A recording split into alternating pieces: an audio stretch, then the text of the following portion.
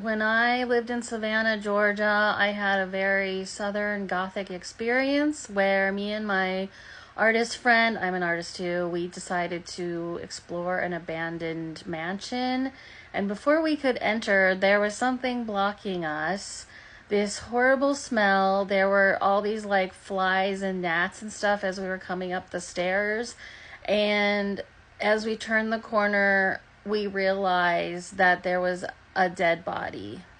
We called the cops. An ambulance came.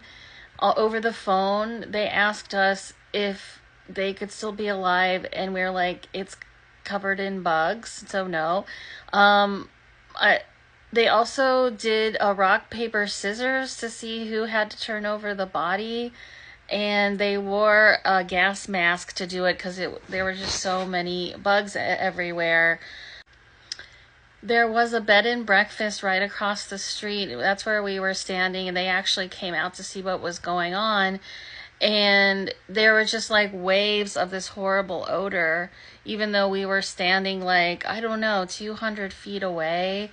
And they were like, oh, we smelled that smell throughout the week. We just thought it was dead rats or something.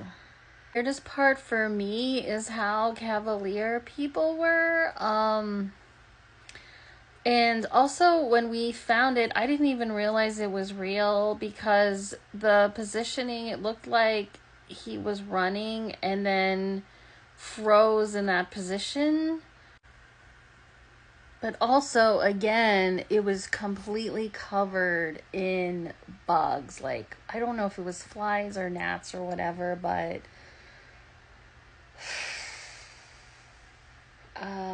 it was just very awful.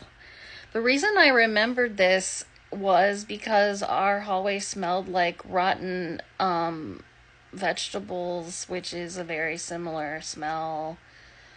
And luckily this time it was actually rotten vegetables.